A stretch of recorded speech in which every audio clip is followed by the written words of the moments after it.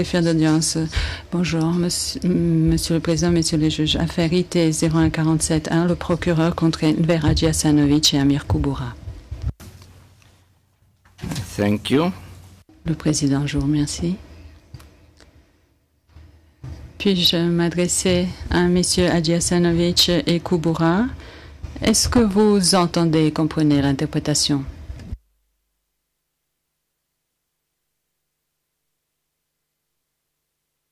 Bonjour, Monsieur le Président. J'entends et je comprends très bien l'interprétation, disait Monsieur Hadjiasanovic. Le Président, je vous remercie. Monsieur Kouboura, j'entends et je comprends l'interprétation. Le Président, je vous remercie. À présent, les parties peuvent-elles se présenter, s'il vous plaît? Tout d'abord, la défense de Monsieur Hadjiasanovic. Bonjour, Monsieur le Président, Messieurs les juges. Le général Enver Hadjiasanovic est représenté par Edina Rechidovic, conseil, Stéphane Bourgon, co-conseil, Muriel Covin et Vedrana Rechidovic, assistante juridique. Je vous remercie. Le Président, je vous remercie. Pour Monsieur Kouboura, présent. Bonjour, Monsieur le Président, Messieurs les juges. Je suis Faroudine Ibrishimovic. Je représente ici Monsieur Kouboura. Monsieur Rodney Dixon m'accompagne également. Notre conseiller juridique, Monsieur Moulalic. Je vous remercie. Le Président, merci. L'accusation à présent, s'il vous plaît.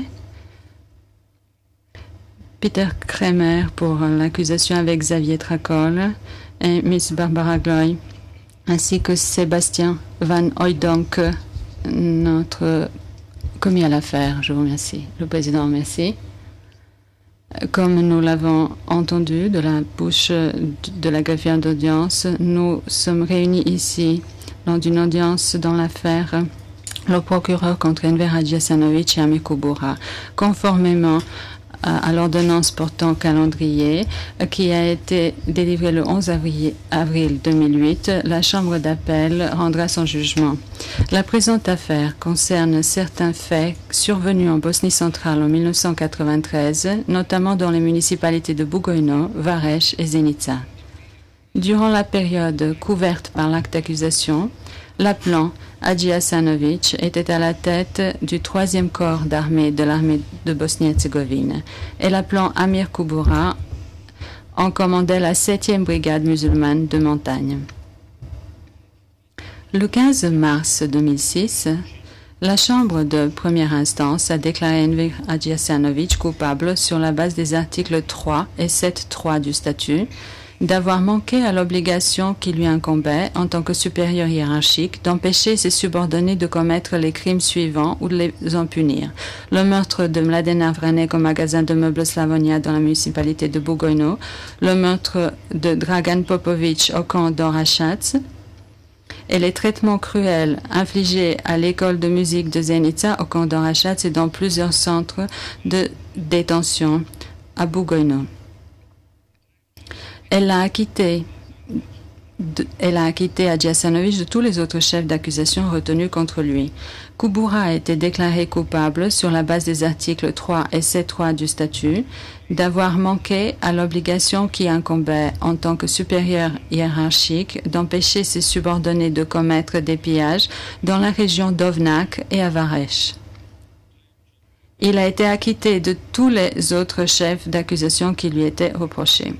Hadjiasanovic a été condamné à une peine de 5 ans d'emprisonnement et Kouboura à une peine de 2 ans et 6 mois d'emprisonnement. Hadjiasanovic a fait appel du jugement le 18 avril 2006 en vue d'obtenir l'annulation des déclarations de culpabilité prononcées à son encontre. Kouboura a interjeté appel du jugement le 13 avril 2006, contestant à la fois la déclaration de culpabilité prononcée à son encontre et la peine imposée. L'accusation a fait appel de la peine infligée à Hadjiasanovic, mais n'a pas demandé l'annulation des déclarations d'acquittement prononcées en sa faveur. Elle a également interjeté appel de l'acquittement Kouboura pour les destructions sans motif commises dans la ville de Varech en novembre 1993, reprochées au chef 5 et de la peine qui lui a été infligée. La Chambre d'appel a entendu les exposés des parties lors du procès en appel qui a eu lieu les 4 et 5 décembre 2007. Conformément à l'usage du tribunal international, je ne donnerai pas lecture du texte de l'arrêt, à l'exception de son dispositif. Je résumerai les questions soulevées dans le cadre de l'appel ainsi que les conclusions de la Chambre d'appel. Je tiens à souligner que le résumé qui suit ne fait pas partie de l'arrêt. Seul fait autorité l'exposé des conclusions et motifs de la Chambre d'appel que l'on trouve dans le texte écrit de l'arrêt, dont les copies seront mises à la disposition des parties à l'issue de l'audience. Je vais maintenant me pencher sur les moyens d'appel des parties. Je vais à présent passer en revue les moyens d'appel et je commencerai par les arguments avancés par Enver Hadjiasanovic concernant la violation présumée de son droit à un procès équitable. J'aborderai ensuite ceux soulevés par les parties concernant la responsabilité pénale d'Hadjiasanovic et de Kubura en tant que supérieur hiérarchique et pour finir, je me pencherai sur les moyens d'appel soulevés par les parties s'agissant des peines imposées aux appelants.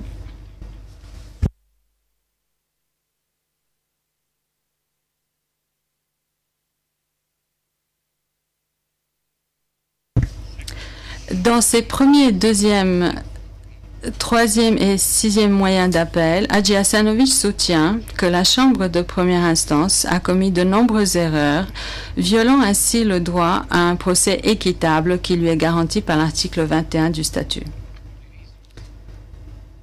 Pour les motifs exposés dans l'arrêt, la Chambre d'appel considère qu'Hadjiasanovic n'a pas démontré que la Chambre de première instance avait commis une erreur de droit ou de fait, ni que son droit à un procès équitable avait été violé.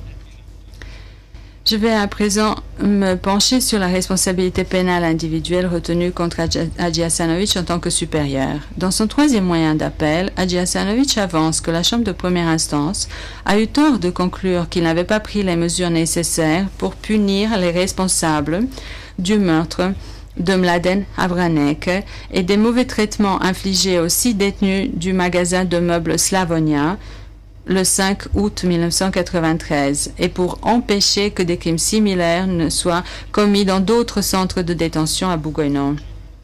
La Chambre d'appel s'accorde avec la Chambre de première instance pour estimer que les éléments de preuve dans cette dernière disposée suffisaient à conclure que si les auteurs des crimes commis le 5 août 1993 au magasin de meubles Slavonia avaient bien été tenus responsables de manquements à la discipline militaire par l'organe disciplinaire militaire de Bugojno, aucune plainte au pénal n'avait été déposée auprès du bureau du procureur militaire de district. La Chambre d'appel est également d'accord avec la Chambre de première instance pour dire que, compte tenu de la gravité des crimes commis, à savoir le meurtre et les traitements cruels, Hadjiasanovic ne pouvait se contenter, à titre de mesure punitive, d'une sanction disciplinaire consistante en une mise en détention n'excédant pas 60 jours. La Chambre d'appel estime toutefois qu'aucun juge du fait n'aurait pu légitimement conclure, au-delà de tout doute raisonnable, que le troisième corps d'armée n'avait pas ouvert d'enquête, ni intenté d'action au pénal contre les auteurs des crimes de meurtre et traitements cruels, puisqu'il n'avait pas déposé de plainte auprès du procureur de Bugojno. Le rapport établi le 20 août 1993 par le chef de la police civile de Bugojno au sujet de crimes de guerre qui auraient été commis contre des Croates, qui indique que le procureur municipal a rencontré des observateurs de la communauté européenne pour s'entretenir des dits crimes, dont le meurtre de Mladen Havranek, fait en effet naître un doute raisonnable quant à la question de savoir si la 307e brigade, subordonnée au 3e corps d'armée dirigé par Hadjiasanovic, a ou non déposé une plainte au pénal auprès du procureur municipal de Bugojno concernant les crimes commis le 5 août 1993 au magasin de meubles Slavonia. La Chambre d'appel rappelle qu'un supérieur n'est pas tenu de punir lui-même ses subordonnés et peut s'acquitter de son obligation disciplinaire en signalant leurs crimes aux autorités compétentes. En l'espèce, la Chambre d'appel estime que le fait d'avoir porté les crimes commis le 5 août 1993 au magasin de meubles Slavonia à l'attention du procureur municipal de Bugojno et les sanctions imposées par l'organe disciplinaire militaire constituaient des mesures nécessaires et raisonnables pour punir les auteurs des faits. Pour les motifs exposés dans l'arrêt, la Chambre d'appel annule la déclaration de culpabilité prononcée contre Hadji Hassanović pour n'avoir pas pris les mesures nécessaires en vue de punir les responsables du meurtre de Mladen Havranek et des traitements cruels infligés aux 6 détenus du magasin de meubles Slavonia le 5 août 1993. Dans son troisième moyen d'appel, Hadji Hassanović soutient également que la Chambre de première instance a eu tort de conclure qu'il avait des raisons de savoir que des mauvais traitements étaient infligés dans les centres de détention de Bougoyno à partir du 18 août 1993. Pour parvenir à cette conclusion, la Chambre de première instance s'est principalement appuyée sur la conclusion selon laquelle Hadji Hassanović n'avait pas pris les mesures nécessaires pour punir les auteurs des crimes commis le 5 août 1993. La Chambre d'appel a toutefois estimé que celle-ci était erronée. Étant donné qu'aucune des autres conclusions de la Chambre de première instance, qu'elles soient prises ensemble ou individuellement, ne suffit à étayer celle selon laquelle Hadji Hassanović avait des raisons de savoir que des traitements cruels étaient infligés dans les centres de détention de Bougoyno à partir du 18 août 1993. La Chambre d'appel estime qu'aucun juge du fait n'aurait pu raisonnablement conclure, sur la base des preuves disponibles, qu'Enver Hadji Hassanović a la connaissance requise par l'article 7.3 du statut pour engager sa responsabilité d'empêcher ou de punir de tels actes.